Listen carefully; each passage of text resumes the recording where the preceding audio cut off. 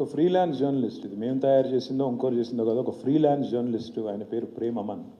ఆయన తెలంగాణ యొక్క స్థితిగతులను అధ్యయనం చేస్తూ ఆనాడు ఈ క్లుప్తంగా, అది 30-40 నిమిషాల నిడివి కలిగిన డాక్యుమెంటరీ, కానీ క్లుప్తంగా చూపెడితే ఇది అల్టిమేట్గా కరువులు, కాటకాలు, కల్లోలిత ప్రాంతము, పోలీసు కాల్పులు, వలసలు, ఆత్మహత్యలు, తాగునీరు లేదు, సాగునీరు లేదు, కరెంటు లేదు, ఉద్యోగాలు రావు, ఉద్దేశపూర్వక ఒక నేరపూరితమైన నిర్లక్ష్యం, విల్ఫుల్ క్రిమినల్ నెగ్లిజెన్స్తో ఆనాటి పాలకులు మరి ఎటు చూసినా క్షమించరాని జీవన విధ్వంసానికి పాల్పడ్డారు.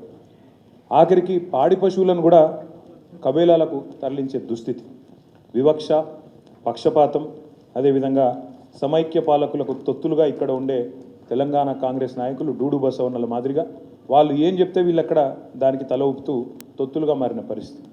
ఆనాటి కాకతీయ రాజులు నిర్మించిన చెరువుల మీద తీవ్రమైన నిర్లక్ష్యం, గ్రామీణ ప్రాంతాలకు ఆయువు పట్టు లాంటి చిన్ననీటి వనరులకు తీరని అన్యాయం, గ్రామాల్లో బోర్లు వేసి బొక్కబోర్లబడ్డ వ్యవసాయం, చివరికి 54 బోర్లు వేసిన రామరెడ్డి గారు, ఆయన పేరే మూషంపల్లిలో నల్గొండ జిల్లాలో బోర్ల రామరెడ్డిగా పేరుపడ్డ దుస్థితి, అడవుల క్షీణించడం వల్ల, అడవుల క్షీణత వల్ల పూర్తిగా పడిపోయిన వర్షపాతం, 900 మిల్లీమీటర్లు నీళ్లు వర్షం పడే తెలంగాణలో ఆనాడు అడవులు క్షీణించడం వల్ల చివరికి వర్షపాతం కూడా కరువై వర్షాభావ పరిస్థితులు, కరువు పరిస్థితులు నెలకొనున్న పరిస్థితి.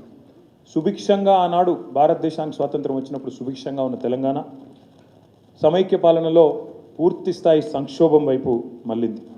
ఈ భయంకరమైన జీవన విధ్వంసం మిగిల్చిన చేదు జ్ఞాపకాలు ఎన్నో. తెలంగాణ అంటేనే నెర్రెలు బారిన నేలలు, నెత్తురు గారిన నేలలు అన్నట్టుగా మా నాయకుడు కేసీఆర్ గారు ఆనాడు ఉద్యమ సమయంలో చెప్పేది, తెలంగాణ బతుకంటేనే బొంబాయి, దుబాయి, బొగ్గుబాయి అనే ఒక తీవ్రమైన మరి వలసలు, తీవ్రమైన క్షోభిత పరిస్థితి తప్ప ఇంకోటి లేదు.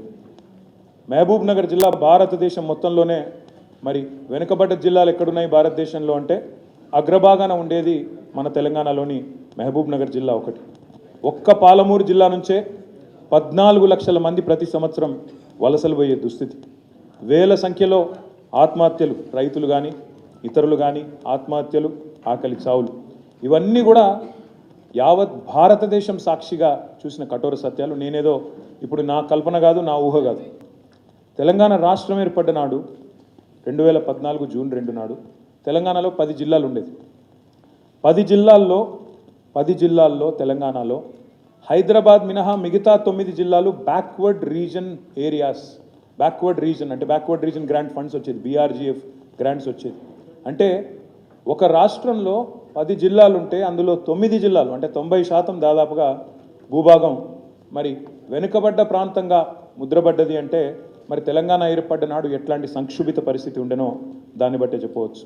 ఐలాండ్, కోదాడ, తుంగతుర్తి, సూర్యాపేట, డోర్నకల్లు, మహబూబాబాదు, మా పాలకుర్తి, దయాకర్రావు గారు కూడా ఇక్కడే ఉన్నారు, వారందరికీ నీళ్ళు ఇచ్చిన ప్రాజెక్టు కాళేశ్వరం. అట్లాంటి కాళేశ్వరం ప్రాజెక్టును కూడా బట్టగాల్చి మీదేసేటట్టు ఒక బరాజులో ఏదో అయితే, అంత పెద్ద కాళేశ్వరం ప్రాజెక్టులో ఒక్క బరాజులో చిన్న నిర్మాణ లోపం ఉంటే ప్రాజెక్టు మొత్తమే లోపభూయిష్టం అన్నట్టు చూపెట్టే ప్రయత్నం ఏదైతే చేసినారో అది శుద్ధ తప్పు. నేను అందుకే అంటా ఉన్నా, నూతనంగా 50 లక్షల ఎకరాలకు సాగునీళ్లు ఆయకట్టు స్థిరీకరణ చేయడంతో పాటు వాళ్ళు గనక ఇప్పుడు కాలువలు కట్టుకుంటే, ఈ ప్రభుత్వం ఈ రాబోయే 3 ఏళ్లలో కాలువలు కడితే 30 లక్షల ఎకరాలకు అదనంగా సాగునీరిచ్చి స్థిరీకరించవచ్చు అనే మాట నేను రాష్ట్ర ప్రజలందరికీ కూడా ఈ ప్రజెంటేషన్ ద్వారా, ఈ నివేదిక ద్వారా నేను మీకు విజ్ఞప్తి చేస్తా ఉన్నాను. ఇక్కడ అన్నింటికన్నా ముఖ్యమైన మాట, ఎందుకు పెరిగినాయి పంపు సెట్లు అని మన ముఖ్యమంత్రి గారు అంటాడు అసెంబ్లీలో. ఎందుకు పెరిగినాయి? ఉచిత కరెంట్ ఒక దిక్కు, భారతదేశంలోనే అత్యధికంగా భూగర్భ జలాలు పెంచిన ఘనత మా ప్రభుత్వానిది, కేసీఆర్ గారి ప్రభుత్వానిది. మిషన్ కాకతీయ కావచ్చు, అద్భుతంగా అటవీ సంపద పెంచడం కావచ్చు, వర్షపాతం మంచిగా అపారంగా రావడం కావచ్చు, దానివల్ల భారతదేశంలోనే అత్యధికంగా భూగర్భ జలాలు 6 మీటర్లు పెరిగినాయి. ఇంకోవైపు 24 గంటల కరెంట్ ఉంది. కాబట్టి రైతులు సహజంగానే యాడికెల్లో నీళ్లు తెచ్చుకోకుండా తమ పొలంలో తాము మంచిగా బోరేసుకొని, బోరు మందం ఖర్చు పెట్టుకొని, ఫ్రీగా కరెంటు, ఫ్రీగా పెట్టుబడి, ఫ్రీగా ధీమాగా వ్యవసాయం చేసుకునే పరిస్థితి ఉన్నప్పుడు తప్పకుండా 18 లక్షలు 19 లక్షల పంపు సెట్లు 27 లక్షలు అవుతాయి. తప్పేమున్నదల్లా? మీ హయాంలో మీరు కాలువల మీద పోయి మోటార్లను వైర్లు కోసి మోటార్లను ఆనాడు మా ఎస్ఆర్ఎస్పి కాలువల మీద, కాకతీయ కాలువల మీద తన్ని పారేసేది. ఆనాడు రైతులు విద్యుత్ చౌర్యం చేస్తున్నారని చెప్పి మోటార్లు ఎత్తుకపోయి పోలీస్ స్టేషన్లలో పెట్టేది కాంగ్రెస్ ప్రభుత్వం. మేము ఆ తప్పు చేయలేదు. సమృద్ధిగా బ్రహ్మాండంగా నీళ్ళు ఇచ్చినాం. నీళ్ళు ఇవ్వడంతో పాటు అన్నింటికన్నా ముఖ్యం ఈ పని చేసినాం. ఈ ప్రాజెక్టుల మీద పెట్టిన ఖర్చు కేవలం సాగునీటి మీద పెట్టిన ఖర్చే కాదు. హైదరాబాద్ లాంటి మహానగరం రాబోయే 50 ఏళ్ల పాటు డోకా లేకుండా ఇటు సుంకిశాల నుంచి అటు గోదావరి నుంచి కృష్ణా నీళ్లు, గోదావరి నీళ్లు, బ్రహ్మాండమైన తాగునీరు హైదరాబాద్కు కానీ, రాష్ట్రంలోని ప్రతి పట్టణానికి కానీ, ప్రతి పల్లెకు కానీ వాటర్ సెక్యూరిటీ ఇచ్చిన ప్రభుత్వం తెలంగాణ ప్రభుత్వం. దానికి ఎట్లా వెలగడతారు మీరు? ఒక మహిళకు కిలోమీటర్లు పోయి నడుచుకునే అవసరం లేకుండా, ట్యాంకర్ల దగ్గర యుద్ధాలు చేసే అవసరం లేకుండా, తమ ఇంటిలో పెట్టిన నల్లాకు ఆ ఇచ్చిన ధీమాకు ఎట్లా వెలగడతారా సంపదకని చెప్పి కూడా నేను అడుగుతా ఉన్నా. ఇంకొక మాట కూడా మీకు చెప్పాలి. ఇక్కడ చెక్ డ్యామ్లు మీ జీవితంలో నేను ఆలోచన చేయలేదు. మాంజీరా మీద ఒక చెక్ డ్యామ్ కట్టలే, మానేరు మీద ఒక చెక్ డ్యామ్ కట్టలే, మూలవాగు మీద ఒక చెక్ డ్యామ్ కట్టలే, మా మహబూబ్ నగర్ జిల్లాలో ఉండే వాగుల మీద ఎన్నడూ ఒక చెక్ డ్యామ్ కట్టలే. మా ప్రభుత్వం వచ్చిన తర్వాత 4,000 కోట్ల రూపాయలతో చెక్ డ్యామ్ల నిర్మాణానికి కూడా శ్రీకారం చుట్టినాం. ఒక్క సాగునీటి మీద పెట్టిన ఖర్చు ఇది. అది సాగునీటి ద్వారా సృష్టించిన సంపద, రైతుల స్వేదంతో పండించిన పంటలు, ఆ పంటల నుంచి వచ్చిన సంపద, దానికి ఎట్లా వెలగడతారని నేను అడుగుతున్నాను. దయచేసి ఆలోచించాలని చెప్పి కూడా రాష్ట్ర ప్రజలను నేను కోరుతా ఉన్నాను. ప్రపంచంలోనే అతి పెద్ద లిఫ్ట్ ఇరిగేషన్ ప్రాజెక్ట్ కాళేశ్వరం. మీరు ఎన్ని బదనాములు చేసే ప్రయత్నం చేసినా, ఎన్ని రకాలుగా బట్టగాల్సి మీద చేసిన ప్రయత్నం చేసినా వాస్తవాలు వాస్తవంగానే ఉంటాయి. You are going to enjoy the benefits of Kaleshwaram. మీరు కూడా దాన్ని దాచేయలేరు. 4.5 సంవత్సరాలు రికార్డు సమయంలో పూర్తి చేసినాం. ఒక్క బరాజులో ఎక్కడో ఒక్క దగ్గర చిన్న నిర్మాణ లోపం ఉంటే సరి చేయండి. శిక్ష మీరు అన్నారు కదా, జడ్జిలతో విచారణ చేస్తాం, జ్యుడిషియల్ ఎంక్వైరీ చేస్తాం, బరాబర్ చేసుకోండి. తప్పు జరిగితే ఏ ఎంక్వైరీకైనా మేము సిద్ధం, దానిలో ఏం ఇబ్బంది లేదు, తప్పకుండా చేయండి. కానీ రాష్ట్ర ప్రజలు ప్రపంచంలోనే అతిపెద్ద లిఫ్ట్ ఇరిగేషన్ ప్రాజెక్టును నిందించే పరిస్థితి, ప్రపంచమంతా నిందించే పరిస్థితి దయచేసి తీసుకురాకండి. మా మీద రాజకీయ కక్ష ఉంటే తీర్చుకోండి, మమ్మల్ని తిట్టండి, కానీ రాష్ట్ర సంపదను, జాతి సంపదను దయచేసి అవమానించవద్దు అని చెప్పి రాష్ట్ర ప్రభుత్వాన్ని నేను విజ్ఞప్తి చేస్తా ఉన్నాను. కరువు పీడిత ప్రాంతం, భారతదేశంలోనే వలసల జిల్లాగా పేరుపడ్డ జిల్లా పాలమూరు జిల్లా. పక్కనే ఉన్నది రంగారెడ్డి జిల్లా. నీటి సోర్స్ లేదు. ఇవాళ పాలమూరు, రంగారెడ్డి జిల్లాలో ఇంత పెద్ద ప్రాజెక్ట్ 26,738 కోట్ల రూపాయలతో 1-2 కాదు, మహబూబ్ నగర్, నారాయణపేట, రంగారెడ్డి, వికారాబాద్, నాగర్ కర్నూలు, నల్లగొండ జిల్లాలు, అన్ని జిల్లాల్లో దాదాపు 12.5 లక్షల ఎకరాలకు సాగునీరు, అదేవిధంగా 1,226 గ్రామాలకు తాగునీరు, వాటితో పాటు హైదరాబాద్ జంట నగరాలకు 50 ఏళ్ల నీటి భరోసాను, మధ్యలో వచ్చే పరిశ్రమలకు పూర్తి స్థాయి నీరందించే ఒక బృహత్తరమైన ప్రాజెక్టు పాలమూరు. దాన్ని మేము ప్రారంభించినాం. మొదటి పంపు మా ముఖ్యమంత్రి గారు కొల్లాపూర్ పోయి మరీ ప్రారంభించినారు. నేను ఈ ప్రభుత్వాన్ని విజ్ఞప్తి చేస్తా ఉన్నాం, కంప్లీట్ చేయండి. చేసి రంగారెడ్డికి మేము ఆల్రెడీ 90% పనులు పూర్తి చేసినాం. మీరు మిగతా 10% పూర్తి చేయండి, ఖర్చు పెట్టండి, కాలువలు కట్టండి, రంగారెడ్డికి, పాలమూరుకి నీళ్ళు ఇచ్చి ఆ నీళ్లు మీరు నెత్తిమీద జల్లుకొని మేమే చేసినామని చెప్పుకోండి, మాకు అభ్యంతరం లేదు. కానీ ప్రాజెక్టులను బదనాం చేయకండి. పెట్టిన శ్రమను, చిందించిన చెమటను దాన్ని చిన్నగా చేసి చూపకండి అని చెప్పి ఈ ప్రభుత్వానికి నేను విజ్ఞప్తి చేస్తాను. సీతారామ ప్రాజెక్టు ఖమ్మం జిల్లాలో దాదాపు 10 లక్షల ఎకరాలకు నీళ్ళు ఇచ్చే ప్రాజెక్టు. 8,827 కోట్లు ఖర్చు పెట్టినాం. ఖమ్మం మొత్తం సస్యశ్యామలం చేయొచ్చు.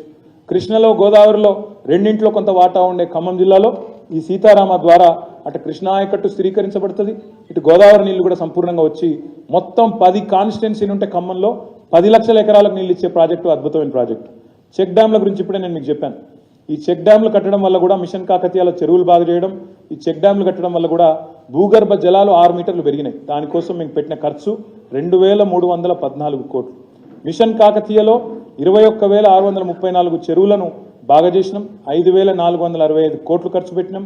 10 లక్షల ఎకరాల ఆయకట్టును స్థిరీకరించినాం. ఒక చెరువు కింద ప్రతి ఊర్లో 100,000 ఎకరాల ఆయకట్టు ఉంటుంది. దాన్ని స్థిరీకరించినాం. ఆ రైతుల్లో భరోసా నింపినాం కాబట్టి ఒకవైపు గ్రౌండ్ వాటర్ పెరిగింది, ఇంకోవైపు వ్యవసాయ విస్తరణ జరిగింది. కల్వకుర్తి, నెట్టెంపాడు, భీమా లాంటి పెండింగ్ ప్రాజెక్టులు ఎన్నో పూర్తి చేసినాం. చెనాక, కొరాటా ఇవాళ ట్రయల్ రన్కు తీసుకొచ్చినాం. మా వేములవాడ నియోజకవర్గంలో ఇవాళ లక్ష్మణనరసింహరావు గారు ఇక్కడే ఉన్నారు. వేములవాడ నియోజకవర్గంలో మల్కపేట రిజర్వాయర్ ట్రయల్ రన్ చేసి పెట్టినాం. అదేవిధంగా పక్కనే ఉండే హుస్నాబాద్లో గౌరవెల్లి ట్రయల్ రన్ కూడా చేసి పెట్టినాం. మీరు పోండి, అధికారికంగా ప్రారంభోత్సవం చేసుకోండి, బ్రహ్మాండంగా నెత్తి మీద నీళ్లు చల్లుకోండి, చెప్పుకోండి మేమే చేసినామని చెప్పుకోండి, మాకు అభ్యంతరం లేదు. కానీ ఈ ప్రాజెక్టులను, ఈ సాగునీటి వనరులను దయచేసి నిందించవద్దు అని చెప్పి ఈ ప్రభుత్వానికి నేను విజ్ఞప్తి చేస్తా ఉన్నాను. తాగునీరు, మీరు రాకముందు తాగునీరే లేదా, మీరు రాకముందు నీళ్ళే లేవా అని మన కించపరుస్తూ హేళన చేస్తూ మాట్లాడినారు. నేను వారికి ఒకటే విజ్ఞప్తి చేస్తా ఉన్నా, మీరున్నప్పుడు కూడా కొన్ని తాగునీటి వనరులు సృష్టించినారు, మేము సృష్టించలేదు అనలేదు. కానీ మీరున్నప్పుడే కదా ఫ్లోరోసిస్ వచ్చింది. గ్రామీణ నీటి సరఫరా మంత్రి నల్లగొండ నుంచే ఉంటాడు. ఫ్లోరోసిస్ కూడా నల్లగొండలో 1,00,000 మందిని ఇబ్బంది పెట్టిన మాట వాస్తవం కాదా? వాస్తవాలను ఎందుకు దాచే ప్రయత్నం చేస్తారు? ఈ మిషన్ భగీరథ అనే ప్రాజెక్టును నీతి ఆయోగ్ మెచ్చుకున్న మాట వాస్తవం కాదా? కేంద్ర ప్రభుత్వం జల్ జీవన్ మిషన్ కి స్ఫూర్తి మిషన్ భగీరథ వాస్తవం కాదా? అట్లాంటి ప్రాజెక్టు కూడా పనిచేయడం లేదు, నిరర్ధకమైన అప్పు, నిరర్ధకమైన ఖర్చు అని మాట్లాడడం భావ్యమేనా? ఇవాళ రాష్ట్రంలోని ఏ మారుమూల తాండా కానీ, ఏ మారుమూల గూడానికి కానీ పోతే అక్కడ ఉండే ఆడబిడ్డలను, అడవి బిడ్డలను అడిగితే మీకు తెలుస్తుంది మిషన్ భగీరథ గొప్పతనం. దయచేసి అర్థం చేసుకోండి. మిషన్ భగీరథ వల్ల కాదా? మంచం బట్టిన మన్యం అనే వార్తలు మాయమైనాయి అంటే మిషన్ భగీరథ పుణ్యం కాదా?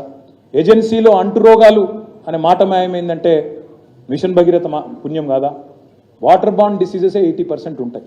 ఆ వాటర్ బాండ్ డిసీజెస్ అన్నీ పోయినాయి అంటే, అవుట్ ఆఫ్ పాకెట్ ఎక్స్పెండిచర్ తగ్గింది ప్రజలకు అంటే దానికి కారణం ఈ 37,000 కోట్ల రూపాయలతో చేపట్టిన మిషన్ భగీరథ కాదా? మిషన్ భగీరథలో మేము చేసిన ఇన్వెస్ట్మెంట్ ద్వారా ఇవాళ 58 లక్షల ఇండ్లకు నల్లాల ద్వారా నీళ్ళు ఇస్తా ఉన్నాం. 19,233 ట్యాంకులు కట్టినాం గ్రామాల్లో. ఇది కాదంటారా మీరు? కనబడతలేవా? ఇవాళ ఎక్కడ పోయినా మిషన్ భగీరథ ట్యాంకులు కనబడతాయి. మీరు చూస్తే 1,25,000 కిలోమీటర్ల పైప్ లైన్లు వేసినాం. భూమిని 3 సార్లు చుట్టొచ్చేయన్ని పైప్ లైన్, 1,25,000 కిలోమీటర్ల పైప్ లైన్లు వేసినాం. 1,255 సర్వీస్ రిజర్వాయర్లు నిర్మాణం చేసినాం.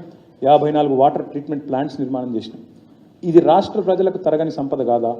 రాబోయే 30-35 ఏళ్ళు నిర్విఘ్నంగా ఇంటింటికి నీళ్ళిచ్చే ప్రాజెక్టును కూడా నిందిస్తారా అని చెప్పి నేను అడుగుతా ఉన్నాను. ఫ్లోరైడ్ నల్లగొండ లాంటి జిల్లాలో సరే ఇవాళ మాకు అక్కడ ఒకటే సీట్ రావచ్చు, కానీ వాస్తవాలే కదా. కానీ వాళ్ళు విడుదల చేసిన శ్వేతపత్రంలోనే స్పష్టంగా ఒప్పుకున్నారు. సగటున 19.2 గంటల కరెంట్ ఇచ్చినాము అన్నారు వ్యవసాయానికి. సగటు 19.2 గంటలు అంటే ఏంది? 24 గంటల కరెంట్ ఇచ్చినట్టే కదా.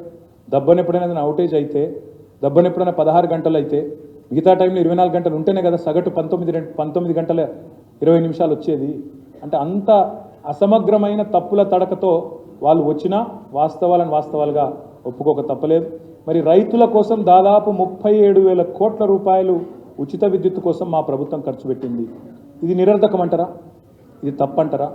రైతుల ఆత్మహత్యలు నివారించడానికి, రైతులు ఎప్పుడు కావాలంటే అప్పుడు వ్యవసాయం చేసుకునే పరిస్థితి కల్పించడానికి, అర్ధరాత్రి పోయి కరెంటు షాక్ కొట్టి చావకుండా, పాము గుట్టి చావకుండా, తేళ్లు కొట్టి చావకుండా నిశ్చింతగా ఇంట్లో పడుకునే పరిస్థితి తెచ్చి 24 గంటల కరెంట్ ఇస్తే దాన్ని నిరర్ధకం అంటే అది అప్ప అంటే అది అప్ప లేక మీరు చెప్పేది తప్ప ఆలోచించాలని చెప్పి నేను కోరుతా ఉన్నాను. 58.29 లక్షల మంది రైతులకు 2 దఫాలుగా 30,000 కోట్ల రుణమాఫీ చేసింది మా ప్రభుత్వం. మొదటి దఫా మొదటి టర్మ్లో 16,000 కోట్ల రుణమాఫీ, రెండవసారి 14,000 కోట్ల రుణమాఫీ చేసినాం. ఇంకో 4,500 కోట్ల రుణమాఫీ ఉంది. అది కూడా తప్పకుండా చేసేటోళ్ళం. కానీ దురదృష్టవశాత్తు ఉంది. అది కూడా తప్పకుండా చేసేటోళ్ళం. కానీ దురదృష్టవశాత్తు ఈ మధ్యలో ఎలక్షన్ రావడం, దానివల్ల 30,000 కోట్ల కాడికి ఆగిపోయింది. ఇది చేసింది మా ప్రభుత్వం. ఇది వాస్తవం. రైతు బంధు పేరుతో భారతదేశంలో ఏ ప్రభుత్వం, ఏ నాయకుడు చేయలేదు. 70 లక్షల మంది రైతులకు 73,000 కోట్ల రూపాయలు పెట్టుబడి రూపంలో అందించి వారిలో ఒక ధీమా నింపింది కేసీఆర్ గారి ప్రభుత్వం అనే మాట నేను మీకు గుర్తు చేస్తా ఉన్నాను. ప్రపంచంలో ఎక్కడా లేని విధంగా ఇదైతే నాకు చాలా విడ్డూరంగా అనిపించింది. గౌరవ ముఖ్యమంత్రి గారు మొన్న శాసనసభలో మాట్లాడతారు, 1,11,320 కుటుంబాలకు 5 లక్షల చొప్పున రైతు బీమా వచ్చింది. గౌరవ ముఖ్యమంత్రి గారు ఏమంటారు తెలుసా మొన్న శాసనసభలో? ఇక ఆయనను ఎట్లా అర్థం చేసుకోవాలో నాకైతే అర్థం కాలేదు. ఈ 1,11,000 మంది ఆత్మహత్యలు చేసుకున్నారంటాడు ఆయన. రైతుల ఆత్మహత్యలు జరిగినాయి అంటాడు. సహజ మరణాలకు కూడా ఏ రకంగా మరణించిన రైతు ఆ కుటుంబం రోడ్డు మీద పడద్దని చెప్పి రాష్ట్రంలోని 40 లక్షల మందికి మేము రైతు బీమా చేస్తే అందులో సహజ మరణాలే దాదాపు 99.9% ఉండి 1,11,000 కుటుంబాలకు ఇన్ని పైసలు వస్తే దీన్ని రాష్ట్ర ముఖ్యమంత్రి ఎట్లా వక్రీకరిస్తాడంటే ఎంత తప్పుల తడక అంటే వాళ్ళ నివేదిక. దీన్ని పట్టుకొని 1,11,000 ఆత్మహత్యలు జరిగినాయని మాట్లాడతాడు. ఇది వాళ్ళ పరిజ్ఞానం, ఇది వాళ్ళ తెలివితేటలు. ఇట్లాంటి ముఖ్యమంత్రిని, ఇట్లాంటి ప్రభుత్వాన్ని నేను ఏమనాలి, ఎట్లా నిందించాలా, మీరు ఎట్లా దీన్ని అర్థం చేసుకోవాలా, రాష్ట్ర ప్రజలు, రాష్ట్రంలోని రైతులు మీరే ఆలోచించాలని చెప్పి నేను కోరుతా ఉన్నాను.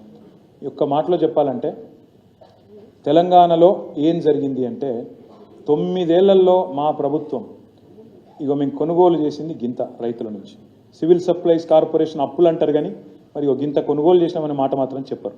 1,34,000 కోట్ల 768 కోట్ల రూపాయలు విలువ చేసే ధాన్యం కొనుగోలు చేసినాం. ఇతర పంట ఇదేమో వరి, ఇతర పంటలు దాదాపు 11,500 కోట్లు. జొన్నలు కానీ మా ఆర్మూరు ప్రాంతంలో, ఇతర ప్రాంతాల్లో మా జీవన్ రెడ్డి గారు ఇక్కడే ఉన్నారు, జొన్నలు, మొక్కలు అన్నీ కలుపుకుంటే దాదాపు 1,50,000 కోట్ల విలువ చేసే ధాన్యాన్ని రైతుల నుంచి కొన్న రైతు ప్రభుత్వం మా ప్రభుత్వం అనే మాట నేను మీకు విజ్ఞప్తి చేస్తా ఉన్నాను. ఏం జరిగింది తెలంగాణలో కేసీఆర్ వచ్చినాక? ఇప్పుడు నేను చెప్పిన సాగునీరు, నేను చెప్పిన విద్యుత్తు అన్నింటి వల్ల జరిగింది ఏంటంటే ఇది. సకాలంలో ఎరువులు ఇచ్చినాం, విత్తనాలు ఇచ్చినాం, రాయితీ కింద 1000 కోట్లు ఇచ్చినాం. వ్యవసాయ యాంత్రీకరణ కోసం దాదాపు 1000 కోట్లు, మైక్రో ఇరిగేషన్ కోసం, డ్రిప్ ఇతరత్రా కోసం 2,236 కోట్లు. పంట నష్టపరిహారం భారతదేశంలో ఏ ప్రభుత్వం ఇవ్వలేదు, ఎకరానికి 10,000, ఈ దేశంలోనే రికార్డు ఇచ్చింది కేసీఆర్. దానికోసం 1,794 కోట్లు. సివిల్ సప్లైస్ ఇప్పుడే నేను చెప్పిన పెట్టిన ఖర్చు ఇది. గిడ్డంగులు రాష్ట్రంలో మేము వచ్చే నాటికి 4 లక్షల మెట్రిక్ టన్నుల గోదాములు ఉండే. ఘనత వహించిన కాంగ్రెస్ ప్రభుత్వం 50-60 ఏళ్ళు 11 సార్లు అవకాశం ఇస్తే వాళ్ళు కట్టింది గింత 4 లక్షల మెట్రిక్ టన్నులు కట్టిరు గోదాములు. మేము వచ్చినాక దాన్ని 6 రెట్లు పెంచి 25 లక్షల మెట్రిక్ టన్నులకు తీసుకుపోయిన మాట వాస్తవం. రైతులందరూ కలిసి కూర్చునేటట్టు 2,600 రైతు వేదికలు. ఇది రాయపర్తిలో మా మినిస్టర్ గారు, ఆనాటి మినిస్టర్ గారు దయాకర్ రావు గారు కట్టించిన రైతు వేదిక సొంత ఖర్చులతో ఇట్లాంటివి 2,600 ఒకటి కట్టినాం. దానివల్ల ఏమైందంటే ఇవన్నిటి పర్యవసానంగా ఉచిత కరెంటు, రైతుకి ఇచ్చిన పెట్టుబడి, ఇట్లాంటి అన్ని రకాల ఇంటర్వెన్షన్స్ వల్ల జరిగింది ఏంటంటే ఇది. పెరిగిన సాగు ఆ రోజు 2014లో 2 పంటలు కలిపితే 1,31 కోట్లు. మరి ఈరోజు తెలంగాణ 2,68,00,000 ఎకరాలు 2 పంటలు కలిపితే ఇది. ఆనాడు వరి ధాన్యం 2014లో మొత్తం ఉత్పత్తి 68 లక్షల టన్నులు, ఈరోజు 3.5 కోట్ల టన్నులు. ఈ సంపదను దేంతో కొలుస్తారు? ఈ సంపద ఎట్లా కొలుస్తారు? ఈ సంపద ఎట్లా చెప్తారు ప్రజలకి? దయచేసి ఆలోచించాలని చెప్పి నేను కోరుతా ఉన్నాను. తెలంగాణలో అటు పాడితో పాటు, పంటతో పాటు ఇటు పాడి వ్యవసాయ అనుబంధ రంగాలు కూడా అద్భుతంగా పురోగమించినాయి. మా ముదిరాజ్ సోదరులు, మా గంగపుత్ర సోదరులు ప్రభుత్వం తీసుకున్న ఒక్క చర్య వల్ల మేము ఖర్చు పెట్టింది దాదాపు 433 కోట్లు. 2014లో ఆనాడు 2.68 lakh టన్స్ ఉండేది మొత్తం ఫిషరీస్. ఇవాళ భారతదేశంలో number 1 state in inland fisheries Telangana. Number 1 state. ఎందుకు? 433 కోట్లు ఖర్చు చేసినాం. దాదాపు 500 కోట్ల చేప పిల్లలు పంపిణీ చేస్తే దానివల్ల మేము సృష్టించిన సంపద 30,000 కోట్లు. ఇది ఎందుకు చెప్పలే మీరు ఇచ్చిన శ్వేతపత్రంలో? అందుకే నేను అంటున్నా, ఈ శ్వేతపత్రం మా మత్స్యకారులైన ముదిరాజ్ సోదరులు, మా గంగపుత్ర సోదరులు వాళ్ళు సృష్టించిన రాష్ట్ర సంపద ఇది. మా గొల్ల కుర్మ సోదరులు, మా యాదవ సోదరులు, కుర్మ సోదరులు వాళ్లకు మేము ఒక చిన్న కార్యక్రమం తీసుకొని NCDS ద్వారా మేము ఒక జీవ సంపద పెంచే ప్రయత్నం చేస్తే, గొర్రెల పంపిణీ చేస్తే దానివల్ల వాళ్ళు సృష్టించింది, గులాబీ విప్లవం ద్వారా సృష్టించింది 15,000 కోట్ల సంపద. మా యాదవ సోదరులు, మా కురుమ సోదరులు దీన్ని ఎందుకు 8 లక్షల టన్నుల నుంచి 3.5 కోట్ల టన్నులకు చేరింది. మా పాడి రైతులు సృష్టించిన సంపద 4.2 మిలియన్ టన్నుల నుంచి మరి ఈరోజు 5.8 మిలియన్ టన్నులకు పెరిగింది. మీకు చేతనైతే ఈ పని చేయండి.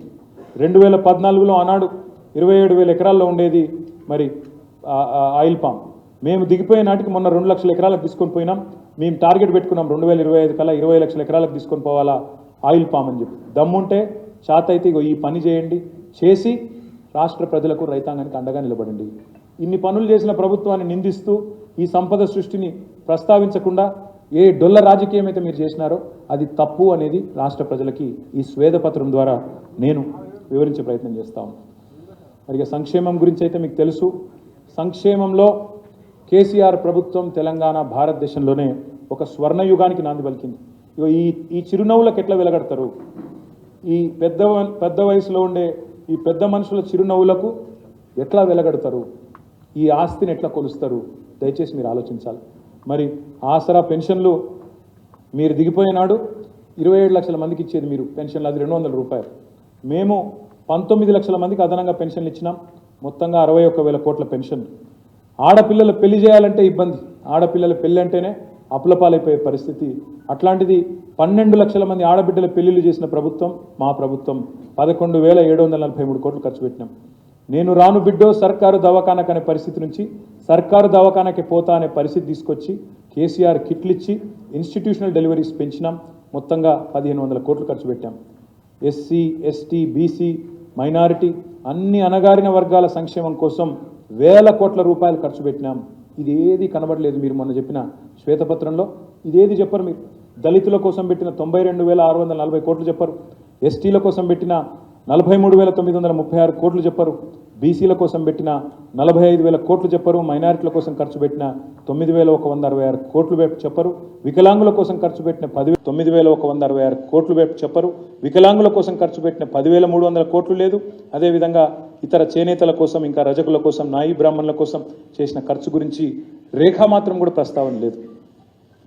దళిత గిరిజన సంక్షేమం ఇప్పుడే నేను చెప్పిన, ఇవాళ 125 అడుగుల ఎత్తున్న అంబేద్కర్ విగ్రహాన్ని పెట్టినాము, దాన్ని ఎట్లా కొలుస్తారు? ఇవాళ టీఎస్ ప్రైడ్లో దళిత పారిశ్రామికవేత్తలకు ఇచ్చిన ధీమాని ఎట్లా కొలుస్తారు? సబ్ ప్లాన్లో ఒక నిబంధన పెట్టాం, ఈ సంవత్సరం ఖర్చు కాకపోతే నిధులు వచ్చే సంవత్సరం ఖర్చు చేయాలా, రోల్ ఓవర్ చేయాలని చెప్పాం. భారతదేశంలో ఎక్కడ లేదు. దాన్ని ఎట్లా కొలుస్తారు మీరు, నేను అడుగుతా ఉన్నాను. అదేవిధంగా గిరిజన సంక్షేమం పోడు పట్టాలు ఇచ్చినాం, మన తాండాలు గూడాలను పంచాయతీలు చేసినాం, స్వయం పాలన తీసుకొచ్చాం, 4 లక్షల ఎకరాల మీద అడవి భూముల మీద హక్కులు ఇచ్చినాం అడవి బిడ్డలకు. నగరం నడిబొడ్డున బంజారా హిల్స్లో ఆదివాసీ భవన్, బంజారా భవనాలు కట్టినాం. జోడన్ ఘాట్లో పోరాట యోధుడు కొమరం భీం పేరు మీద బ్రహ్మాండమైన మ్యూజియం పెట్టినాం. మా గౌరవనీయులు వేణుగోపాల్చారి గారు ఇక్కడే ఉన్నారు, వారికి తెలుసు, సుదీర్ఘకాలం అక్కడ పనిచేసినారు. మైనారిటీ అమ్మాయిలు ఇవాళ ఈ చిరునవ్వులకు ఎట్లా వెలగడతారు మీరు? మైనారిటీ అమ్మాయిలకు చదువులు దూరమైన అనే పరిస్థితి నుంచి ఇవాళ దాదాపు 60,000 మంది మైనారిటీ ఆడపిల్లలు ఇవాళ గవర్నమెంట్ రెసిడెన్షియల్ పాఠశాలల్లో ఒక్కో సంవత్సరానికి 1,20,000 రూపాయలు ఖర్చు పెడుతూ మొత్తం ద్వితీయ శ్రేణి పట్టణాల్లో ఇవాళ మీరు ఒక కరీంనగర్ పోయినా, ఖమ్మం పోయినా, మహబూబ్ నగర్ పోయినా, నల్లగొండ పోయినా, సిద్దిపేట పోయినా, ఇక మేము పట్టణ ప్రగతిలో పెట్టిన ఖర్చు ఇవాళ మీరు ఏ పట్టణానికి పోయినా కనబడే చిరునామాలు, చిహ్నాలు ఎన్నో ఉన్నాయి. మోడల్ మార్కెట్లు, వైకుంఠ ధామాలు, మిషన్ భగీరథ, మొత్తంగా చూస్తే మొత్తం పట్టణాల మీద మేము పెట్టిన ఖర్చు హైదరాబాద్తో సహా కలిపి ఈ 10 ఏళ్లలో 1,21,294 కోట్లు. మేము కేవలం నిధులు మాత్రమే ఖర్చు చేయలేదు, కొత్త మున్సిపల్ చట్టం ద్వారా ఉద్యోగులకు వాళ్ళ విధులు గుర్తు చేశాం, కౌన్సిలర్లకు, కార్పొరేటర్లకు వాళ్ళ విధులు కూడా గుర్తు చేసి పటిష్టమైన పద్ధతిలో చేసినాం. కాబట్టే ఇవాళ మన పట్టణాలకు భారతదేశంలో స్వచ్ఛ సర్వేక్షణలో 2nd highest number of awards in the country for any state Telangana. ఇది మేము సృష్టించిన సంపద కాదా అని ఈ ప్రభుత్వాన్ని అడుగుతా ఉన్నాం. ఇంకొక మాట, ఈ సంస్కరణ భారతదేశంలో ఎవరైనా చేసిందా? 10% బడ్జెట్ మున్సిపాలిటీలోనైనా పంచాయతీలోనైనా గ్రీన్ బడ్జెట్ పెట్టాలి, చెట్లు పెంచాలి, హరితాన్ని పెంచాలి అని చెప్పిన ముఖ్యమంత్రి కేసీఆర్ తప్ప ఎవరైనా ఉన్నారా? ఆలోచించమని కోరుతాను. హైదరాబాద్ గురించి నేను ప్రత్యేకంగా ఒక మాటలో చెప్పాలంటే ఇవన్నీ చేసినాం. SRDP కింద 36 పనులు, ఫ్లైఓవర్లు, అండర్ పాస్లు, RUBలు, ROBలు ఇవన్నీ చేసినాం. ఇంకో 12 కొనసాగుతున్నాయి. వాటిని పూర్తి చేయండి, మీరే పోయి కొబ్బరికాయలు కొట్టండి, మాకు అభ్యంతరం లేదు. కానీ ఏం చేయలేదు ఈ రాష్ట్ర ప్రభుత్వం, గతంలో పనిచేసిన ప్రభుత్వం అనే మాట మానుకోండి. 137 మిస్సింగ్ లింక్ రోడ్లు కట్టినాం. SNDP స్టార్ట్ చేసినాం నగరంలో వరదలు అరికట్టడానికి. ప్రతి ఇంటికి 20,000 లీటర్ల ఉచితంగా నీళ్లు ఇస్తున్నాం. Hyderabad has become the first city in the entire country 100% sewerage treatment చేసే ఒకే ఒక్క నగరం భారతదేశంలో హైదరాబాద్. ఇది కేసీఆర్ ప్రభుత్వ ఘనత అనే మాట నేను విజ్ఞప్తి చేస్తా ఉన్నాను. ఇట్లాంటి పథకాలు SRDP కానీ SNDP కానీ భారతదేశంలోని ఇతర రాష్ట్రాలు, ఇతర నగరాలు అనుసరించడానికి ఇక్కడికి దాదాపు 18 నగరాల నుంచి టీమ్స్ వచ్చి అధ్యయనం చేసిపోయినాయి. SRDPని, లింక్ రోడ్లను, SNDPని. దయచేసి ఇట్లాంటి నగర ప్రతిష్టను, బ్రాండ్ ఇమేజ్ను దెబ్బతీయకండి అని ప్రభుత్వాన్ని నేను విజ్ఞప్తి చేస్తాను. పల్లె ప్రగతి మేము పెట్టిన ఖర్చు సుమారు 70,000 కోట్ల రూపాయలు. నేను మీకు ఇక్కడ ఈ సందర్భంగా ఒకటే మాట విజ్ఞప్తి చేస్తా ఉన్నాను. భారతదేశం మొత్తంలో ఏదైనా ఒక రాష్ట్రంలో, కాంగ్రెస్ పాలిత రాష్ట్రం కావచ్చు లేదా బీజేపీ పాలిత రాష్ట్రం కావచ్చు, ప్రతి ఊరిలో వైకుంఠ ధామం, ప్రతి ఊరిలో ఒక డంప్ యార్డు, ప్రతి ఊరిలో ఒక ట్రాక్టరు, ట్యాంకరు, ట్రాలీ, ప్రతి ఊరిలో ఒక నర్సరీ, ఇంటి ముందు నల్ల, ప్రతి ఇంటి ముందు చెట్లుండే ఏ ఒక్క రాష్ట్రం అన్న ఉందా? ప్రతి ఊరిలో ఒక పార్క్ ఉండే గ్రామం ఈ దేశంలో ఏదైనా రాష్ట్రంలో అపరిస్తుందా? ఇవన్నీ చేసింది పల్లె ప్రగతి కార్యక్రమంలో కేసీఆర్ కాదా? బృహత్ ప్రకృతి వనాలు, పల్లె ప్రకృతి వనాలు, నర్సరీలు, ప్లాంటేషన్లు, సీసీ రోడ్లు, 1-2 కాదు, మొత్తం మేము ఖర్చు పెట్టింది దాదాపు 70,000 కోట్ల రూపాయలు పల్లె ప్రగతి కోసం ఖర్చు పెట్టినాం. ఇది నిరర్ధకం అంటారా? ఇది వాస్తవం కాదా అని అడుగుతా ఉన్నాం. విద్యారంగం విషయంలో ఒక ఇంట్రెస్టింగ్ మాట, మా మాజీ విద్యాశాఖ మంత్రి శ్రీమతి సబితా ఇంద్రారెడ్డి గారు కూడా ఇక్కడ ఉన్నారు. విద్యారంగంలో ఒక సమూలమైన సంస్కరణ తీసుకొచ్చే ప్రయత్నం చేసినాం. వివిధ శాఖల సమాహారంగా ఉంటుంది విద్యారంగం. ఎస్సీ వెల్ఫేర్ ఉంటుంది, బీసీ వెల్ఫేర్ ఉంటుంది, మైనారిటీ వెల్ఫేర్ ఉంటుంది, ఎస్టీ వెల్ఫేర్ ఉంటుంది. ఆ వెల్ఫేర్ నుంచి కూడా వచ్చిన సంక్షేమ పాఠశాలలు కూడా విద్యలో నిక్షిప్తమై ఉంటాయి. అందుకే 1022 గురుకులాలు, అదేవిధంగా 1005 రెసిడెన్షియల్ జూనియర్ కాలేజీలు, 85 గురుకుల డిగ్రీ కాలేజీలు, అదేవిధంగా మన ఊరు మన బడి పేరుతో ఒక బృహత్తరమైన కార్యక్రమం కేసీఆర్ గారి నాయకత్వంలో, సబితా ఇంద్రారెడ్డి గారి నేతృత్వంలో 7,300 కోట్ల రూపాయలతో మొదలుపెట్టినాం. పూర్తి చేయండి, పూర్తి చేసి కితాబులు మీరే అందుకోండి, మాకు అభ్యంతరం లేదు. కానీ దీన్ని కూడా నిరర్ధకం. మేము దిగిపోయే నాటికి రాష్ట్రంలో ఉన్న మెడికల్ కాలేజీలు మొత్తం, అంటే మీరు గాంధీ మీరు పెట్టలేదు, ఉస్మానియా మీరు కట్టలేదు, మీరు కాకతీయ కూడా నిజానికి ప్రైవేట్ మెడికల్ కాలేజీగా ప్రారంభమైంది, తర్వాత గవర్నమెంట్ టేక్ ఓవర్ చేసింది. మీరు 60 ఏళ్లలో పెట్టింది 2 ప్రభుత్వ మెడికల్ కాలేజీలు. ఒకటి ఆదిలాబాద్లోని రిమ్స్, ఇంకోటి నిజామాబాద్లోని గవర్నమెంట్ మెడికల్ కాలేజ్. 60 ఏళ్లలో మీరు పెట్టినవి 2 గవర్నమెంట్ మెడికల్ కాలేజీలు. మేము పెట్టినవి 2014 తర్వాత 21 మెడికల్ కాలేజీలు. మేము పెట్టినవి 2014 తర్వాత 21 కాలేజీలు, మరొక 8 మంజూరైన. రాష్ట్రంలోని విద్యార్థులను, రాష్ట్రంలోని తల్లిదండ్రులను నేను అడుగుతా ఉన్నా, ఈ కొత్తగా పెట్టిన 21 మెడికల్ కాలేజీల్లో రేపు చదువుకోబోయే SC, ST, BC, minority, EBC అమ్మాయిలు, అబ్బాయిలు, వాళ్ళు డాక్టర్లు అయిన తర్వాత, వాళ్ళు ఆ సోషియో ఎకనామిక్ ల్యాడర్లో ఆ నిచ్చెన మీద 10 మెట్లు పెరిగిన తర్వాత సృష్టించబోయే సంపద వాళ్ళ మొత్తం 100 ఏళ్ల జీవితం. దాన్ని ఏ కొలమానంతో కొలుస్తారు? ఒకప్పుడు 500 ర్యాంక్ వచ్చినా సీటు రాని విద్యార్థికి ఇవాళ 5,000 ర్యాంక్ వచ్చినా సీట్ వచ్చే పరిస్థితి వస్తే దాన్ని ఏ లెక్కన ఆ తృప్తిని కొలుస్తారు? ఆలోచించమని చెప్పి నేను కోరుతా ఉన్నాను. అదేవిధంగా ఇంకా చాలా కొత్త విశ్వవిద్యాలయాలు మా మాజీ మంత్రి గారి నేతృత్వంలో, కేసీఆర్ గారి నాయకత్వంలో కొత్తగా అటవీ విశ్వవిద్యాలయం ఏర్పాటు చేసుకున్నాం, మహిళా విశ్వవిద్యాలయం ఏర్పాటు చేసుకున్నాం. ముందుకు తీసుకొని పోండి, సమర్థవంతంగా నడపండి అని వారిని కోరుతా ఉన్నాం. వైద్య రంగం, ఇక్కడ వచ్చిన మార్పు మామూలు మార్పు కాదు. ఇప్పుడే నేను చెప్పినట్టు ఎంబీబీఎస్ సీట్లు ఎంత పెరిగిందో, మామూలు మార్పు కాదు. ఇప్పుడే నేను చెప్పినట్టు ఎంబీబీఎస్ సీట్లు ఎంత పెరిగిందో చూడండి. 2,850 నుంచి 3,515. బెడ్స్ ఎట్లా పెరిగినాయి చూడండి, 17,000 నుంచి 34,000. ఆక్సిజన్ బెడ్లు దాదాపు 30 రెట్లు పెరిగినాయి. హైదరాబాద్కు 4 మూలలా సిద్ధమవుతా ఉన్నాయి Telangana institute of medical science. అల్వాల్లో 1, ఎల్బీ నగర్లో 1, సనత్ నగర్లో 1, గచ్చిబౌలిలో 1. ఇవన్నీ వాస్తవాలు కాదా? మొత్తం మెడికల్ కాలేజీలు 29, మొత్తం 4,000 కోట్లతో పెట్టింది, వాస్తవం కాదా? 500 పైచిలకు బస్తీ దవాఖానాలు పెట్టింది, వాస్తవం కాదా? నిమ్స్ విస్తరణ, వరంగల్లో ఏమనాలా వీళ్ళు ఈ ప్రభుత్వం నాకైతే అర్థం కాల. మొన్న ఒక మంత్రి గారు లేచి జైలు ఊరిలో ఉండాలా, హాస్పిటల్ ఊరవతలు ఉండాలా అంటారు. అంత గొప్ప వాళ్ళు ఈ ప్రభుత్వంలో ఉన్నారు. వాళ్ళకి అన్ని తెలివితేటలు ఉన్నాయి, వాళ్ళ విజ్ఞతకే వదిలేస్తా. కానీ మేము మాత్రం వరంగల్లో ఇవాళ మొత్తం తెలంగాణలోనే అతిపెద్ద ఆసుపత్రి 24 అంతస్తుల్లో కట్టినాం. అది రెడీగా ఉంది ప్రారంభోత్సవానికి, బ్రహ్మాండంగా ప్రారంభించుకోండి. కానీ మళ్ళీ ఒక్కసారి నేను గుర్తు చేస్తూ ఉన్నాను, ఇదంతా కూడా నిరర్ధకమైన అప్పు అనే మాట ఏదైతే మాట్లాడినారో అది శుద్ధ తప్పు. సవరించుకోండి, దయచేసి మీ పద్ధతి మార్చుకోండి అని మాత్రం విజ్ఞప్తి చేస్తా ఉన్నాను. ఇక మా పనితీరుకు తార్కాణం, 2014లో మీరు మాకు అప్పచెప్పినాడు 11వ ర్యాంకులో ఉంటుంది హెల్త్లో, వాళ్ళ 3వ ర్యాంకు చేరుకున్నాం. తద్వారా వాళ్ళ తెలంగాణ నీతి ఆయోగ్ ఇండెక్స్లో కూడా 3వ స్థానానికి చేరుకున్న మాట కూడా గుర్తు చేస్తూ ఉన్నా. కంటి వెలుగు లాంటి మానవీయమైన ప్రోగ్రాం తీసుకున్న ముఖ్యమంత్రి కేసీఆర్ గారు 3,14,00,000 మందికి ఉచిత కంటి శిబిరాలు అందిస్తే ఢిల్లీ గవర్నమెంట్, కేరళ గవర్నమెంట్ కూడా అభినందించి మేము కూడా చేస్తాం ఈ పని అని చెప్పిన పరిస్థితి. కాబట్టి దయచేసి ఇట్లాంటి ప్రభుత్వాన్ని, ఇట్లాంటి నాయకత్వాన్ని నిందించే ప్రయత్నం ఎవరు చేసినా మీరే అబాస్ పాలవుతారనే మాట కూడా నేను విజ్ఞప్తి చేస్తా ఉన్నాను. రాష్ట్రంలో ట్రక్ డ్రైవర్లు ఎవరైనా పనిచేస్తే వాళ్ళు మొత్తం భారతదేశం అంతా తిరిగే వాళ్ళు చెప్తున్నారు, ఎక్కడ చెట్లు ప్రారంభమవుతాయో అక్కడ తెలంగాణ ప్రారంభమైనట్టు అని చెప్తూ ఉంటారు. ఇవి అట్లాంటి ప్రయత్నం 10,822 కోట్లతో మానవ ఇతిహాసంలోనే మూడవ అతిపెద్ద ప్రయత్నం హరితహారం. ఇంత బ్రహ్మాండంగా 7.7% highest in the country according to forest survey పెంచింది తెలంగాణ ప్రభుత్వం. దీన్ని కూడా నిరర్ధకమైన ఖర్చు అంటారా? దీనివల్ల పెరిగిన ఇది విధ్వంసమా? ఇది వాళ్ళు అంటారు విధ్వంసం. మరి ఇంత అద్భుతం చేస్తే దీనివల్ల ఇవాళ బ్రహ్మాండంగా వర్షాలు టైంకి వచ్చి బ్రహ్మాండంగా మన భూగర్భ జలాలు పెరుగుతుంటే దీన్ని కూడా నిందించే ప్రయత్నం చేస్తూ ఉన్నారు. అటవీ విస్తీర్ణం పెంచడంలో దేశంలోనే మొదటి స్థానంలో ఉన్నది తెలంగాణ. దయచేసి గుర్తించండి, అభినందించండి సంస్కారం ఉంటే, లేకపోతే కనీసం నిందించవద్దని చెప్పి విజ్ఞప్తి చేస్తూ ఉన్నారు. హరిత నిధి ఏర్పాటు చేసిన మొట్టమొదటి రాష్ట్రం, అర్బన్ లంగ్ స్పేసెస్ దాదాపు 1000 ఏర్పాటు చేసిన మొట్టమొదటి రాష్ట్రం తెలంగాణ అనే మాట కూడా విజ్ఞప్తి చేస్తూ ఉన్నాం. ఒకవైపు ఆధ్యాత్మిక చింతనతో ఇంత అద్భుతమైన ఆలయం భారతదేశంలో ఎక్కడైనా ఉన్నదా? మేము ప్రాపగాండా చేస్తామంటారు. మేము ప్రాపగాండా చేస్తే యాదాద్రికి మేము కూడా స్పెషల్ రైళ్లు పెట్టి మేము కూడా లక్షల మందిని కోట్ల మందిని తీసుకుపోయేటోళ్ళు. మేము ఆ పని చేయలేదు. మేము కేవలం భక్తిని భక్తిగా చూసినాం తప్ప ఆధ్యాత్మికత కింద చూసినాం తప్ప ఎన్నడూ దాన్ని కూడా రాజకీయానికి వాడుకునే ప్రయత్నం చేయలేదు. ఇంత అద్భుతమైన పునర్నిర్మాణం భారతదేశంలో ఏ ముఖ్యమంత్రి గారైనా చేసిందా, ఏ ప్రభుత్వమైనా చేసిందా?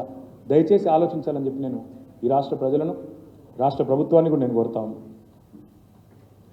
మా R&B డిపార్ట్మెంట్ ఇవాళ మీరు కూర్చునే సెక్రటేరియట్, ఇక మా ప్రశాంత్ రెడ్డి గారు ఇక్కడనే ఉన్నారు. ఆయన దాదాపు అక్కడ ఒక పాలేరులాగా పనిచేసిండు దీనికోసం. మా ప్రశాంత్ రెడ్డి గారు కూడా అట్లా పనిచేసి మేము కట్టిన సెక్రటేరియట్లో ఇవాళ మీరు కూర్చొని బ్రహ్మాండంగా దాన్ని కూడా నిరర్ధక ఆస్తి, ఇది కూడా నిరర్ధకం అంటే మరి అది నిరర్ధకమా, మీరు నిరర్ధకమా ఆలోచించుకోండి అని చెప్పి కూడా నేను విజ్ఞప్తి చేస్తా ఉన్నాను. మేము కట్టిన అమరవీరుల స్మారక స్తూపం కావచ్చు, పోలీస్ కమాండ్ కంట్రోల్ సెంటర్ కావచ్చు, హైదరాబాద్లో ఉండే డబుల్ బెడ్రూమ్ ఇల్లు, ఇది ఒక్క మాట చెప్తాను నేను దయచేసి. ఆయన అంటాడు నిన్న శ్వేతపత్రంలో ఎక్కడున్నాయి డబుల్ బెడ్రూమ్ ఇల్లు అంటాడు. హైదరాబాద్లో మేము కట్టింది 1,00,000 డబుల్ బెడ్రూమ్ ఇల్లు.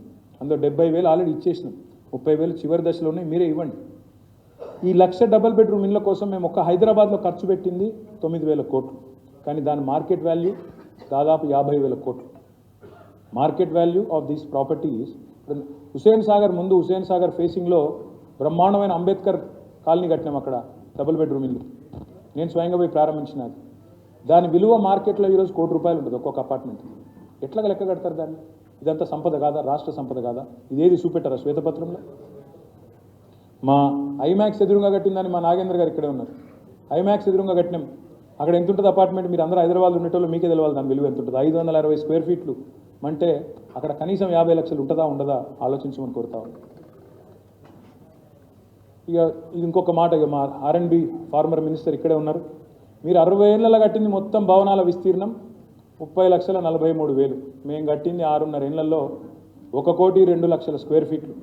కొత్త కమాండ్ కంట్రోల్ సెంటర్లు, సెక్రటేరియట్లు, బ్రహ్మాండమైన డబుల్ బెడ్రూమ్ ఇల్లు, అదేవిధంగా జిల్లాల్లో ఇంటిగ్రేటెడ్ డిస్ట్రిక్ట్ ఆఫీస్ కాంప్లెక్సెస్, కలెక్టరేట్లు, ఈ లెక్కన మొత్తం కట్టింది ఇగో మేము. మీరు ఇన్ని కడితే 60 ఏళ్ళు అంతా కలిపి ఇగో మేము 6.5 ఏళ్ళలో కట్టింది గింత.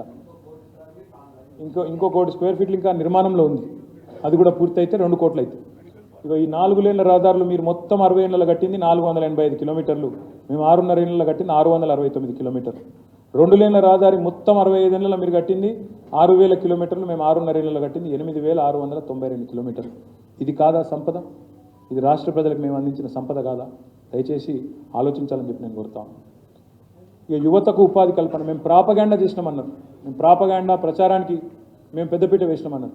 అటు ఉద్యోగులకు హైయెస్ట్ జీతాలు ఇచ్చి అది చెప్పుకోలేదు, ఇటు నిరుద్యోగులకు అత్యధికంగా మొత్తం ప్రభుత్వ ఉద్యోగాలు భర్తీ చేసి భారతదేశంలోనే అది కూడా చెప్పుకోలేకపోయినాం. ఈ 2 వర్గాలు కూడా మాకు దూరమైంది, నిరుద్యోగులు కానీ ఉద్యోగులు కానీ.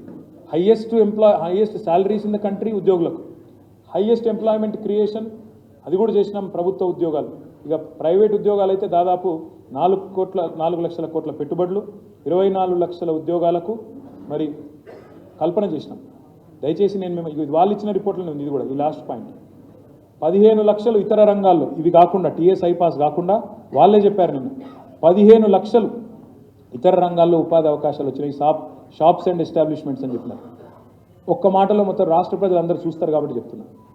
ఒకనాడు వలసలకు పేరున్న తెలంగాణ నుంచి వలసలు పోతారు ప్రజలైన పేరున్న తెలంగాణలో ఇవాళ 14 రాష్ట్రాల ప్రజలు ఇక్కడికి వలస వచ్చి బతుకుతూ ఉన్నారు. వెస్ట్ బెంగాల్, మధ్యప్రదేశ్, ఛత్తీస్గఢ్, జార్ఖండ్, ఒడిస్సా తదితర రాష్ట్రాల నుండి ఇవాళ 14 రాష్ట్రాల నుండి దాదాపు 35 లక్షల మంది ఇవాళ వలస వచ్చి బతుకుతూ ఉన్నారు ఇక్కడ. అంటే తెలంగాణ అవకాశాల గనిగా, ఉపాధి అవకాశాల కల్పతరువుగా మారిందా లేదా, ఇది సంపద కాదా, దయచేసి ఆలోచించాలని కోరుతాం. ఇక ఇవి నేను చెప్పిన అన్నిటికీ వెలగట్టే ఆస్తులు.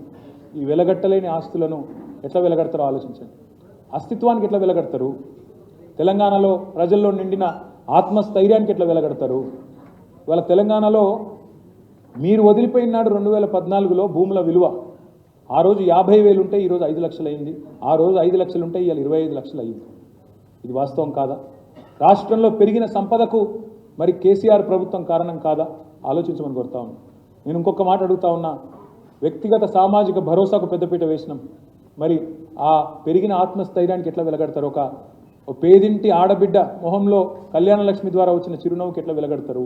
రాష్ట్రం నలుమూలల రేట్లు పెరిగిన భూముల ధరలకు ఎట్లా వెలువగడతారు మీరు? తాగునీటి ప్రాజెక్టులు ఫ్లోరోసిస్తో పాతర వేసేయడం వల్ల వచ్చిన స్థైర్యాన్ని ఆ తల్లి నేను నా పిల్లలకు విషం దాగిపిస్తలేను, మంచినీళ్ళు దాగిపిస్తున్నా అనే ఒక ఆత్మస్థైర్యానికి ఎట్లా వెలగడతారు? ఆత్మస్థైర్యానికి ఎట్లా వెలగడతారు? అదేవిధంగా నలుమూలల పెరిగిన భూగర్భ జలాల సంపద ఎట్లా వెలగడతారు? పెరిగిన పచ్చదనానికి ఎట్లా వెలగడతారు? శాంతి భద్రతల పరిరక్షణలో పెరిగిన నమ్మకానికి ఎట్లా వెలగడతారు? పరిపాలనా వికేంద్రీకరణ ద్వారా ఇలా మాట్లాడుతున్నారు, ప్రజావాణి ఇది చేసినాం అది చేసినాం. మీరు 10 జిల్లాల తెలంగాణ మాకు అప్పజెప్పిపోతే 33 జిల్లాలు చేసి 33 కలెక్టర్లను ప్రజల దగ్గర తీసుకొచ్చి కూర్చోబెట్టి మరి ప్రజలకు పరిపాలన చేరువలో తీసుకొచ్చింది కేసీఆర్ ప్రభుత్వం కాదా?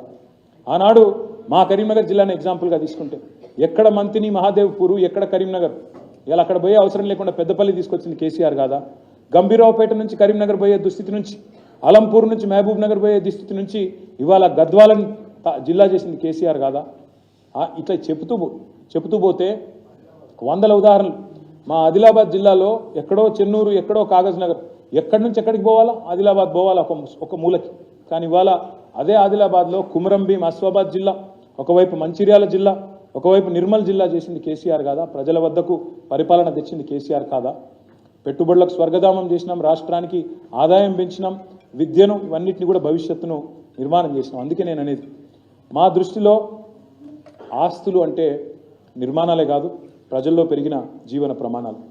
ఆస్తులు అంటే ఇవాళ పెరిగిన రాష్ట్ర ప్రతిష్ట, ప్రతి కుటుంబంలో పెరిగిన ఆత్మవిశ్వాసం, స్వల్పకాలంలోనే రాష్ట్ర సమగ్ర అభివృద్ధి నిజంగా చెప్పాలి అంటే మేము సాధించిన అతిపెద్ద విజయంగా మేము భావిస్తూ ఉన్నాం. నేను ఈ ప్రభుత్వానికి నేను చేసే విజ్ఞప్తుల్లో ఒకటే, సరే మీరు ఎన్ని చెప్పినా ఇంకా చాలా చెప్పవచ్చు, ఈ ఒక్క మాట మాత్రం చెప్తాను. పెట్టిన ఖర్చు